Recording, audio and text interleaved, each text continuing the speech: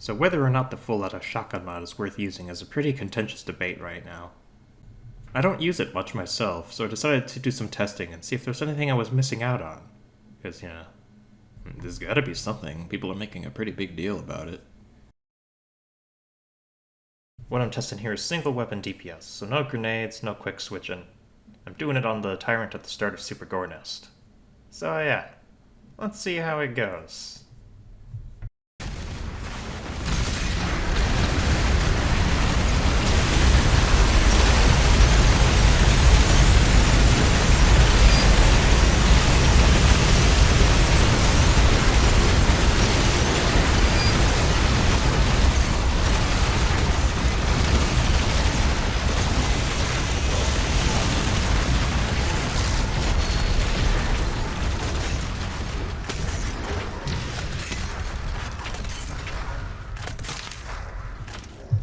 Just waiting on the combat shotgun. Any moment now. There it is. Graphed out here, we can see that the full auto is actually pretty good. It's on the upper tier of weapon mods, at least for single target sustained DPS. Although it does get beat out by the super shotgun. I mean, not even using the hook with the shot, just spamming the super shotgun does more damage than the full auto. It's kind of ridiculous. Now I'll go through all the clips and break them down a bit. Combat shotgun is by far the worst. I didn't expect it to be this bad, though.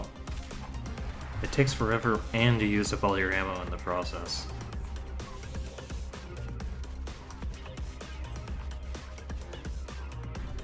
The shotgun grenades are also awful damage-wise. They're the third worst weapon you can use against a single target. I'm pretty surprised by this one. I thought they'd be better. I know they do extra damage on headshot, and I'm trying to get all the headshots here, but it's not very easy. Especially when he sticks his hand in front of his face.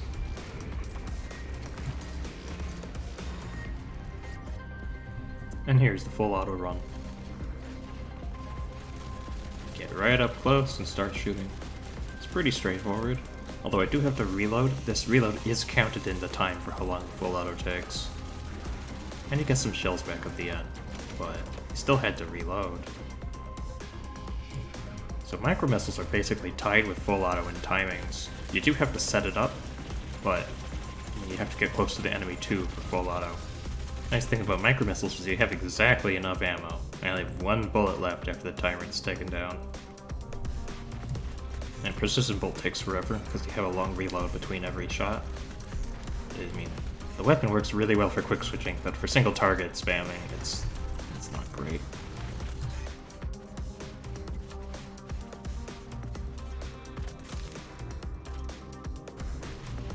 The three plasmas are pretty close in the middle of the graph. Heated plasma I thought was supposed to be stronger, and it is a little bit, but it's not by much. Microwave beam beats them both out in speed. It's the fastest plasma attack type, which is surprising considering how slow it feels.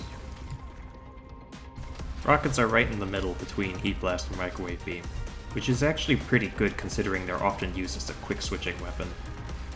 Of course, this doesn't account for the splash damage either. Now, surprisingly, I never actually spam-clicked lock-on rockets to see how fast you could shoot them, and you can shoot them faster than I thought. With this reload included, lock-on rockets takes them out faster than normal rockets. Super Shotgun outperforms the full auto, and you can use it with quick switching, so overall it's just a better use for your shells. Ballista is similar to Precision Bolt. It does a lot of damage in its shots, but it has a long delay between those shots, so it's better used as a quick switching weapon than sustained fire. Nothing surprising here.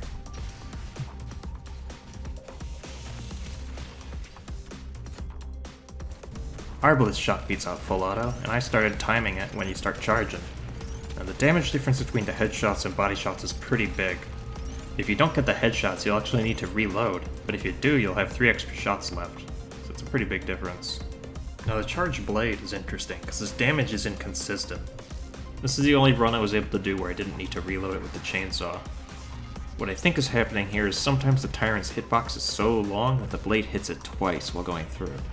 You'll see here he doesn't even stagger on the last hit, he just gives instantly. Yep. Very odd. Mobile turret is very fast. Fastest on the list, which makes sense, because it's basically what it's designed for. And the chain gun shield. This is also faster than full auto, with dash bumping. This is honestly the best argument against it. Like, why would you put yourself in danger to use full auto when chain gun shield does the same job faster for less ammo while also making you partially invulnerable? It's just straight up better. And that about sums up my thoughts on the full auto. It's better than I was expecting, but it's still outclassed by the super shotgun, and the chain gun shield does everything it does even better. So, yeah. But yeah, I'm working on the channel again.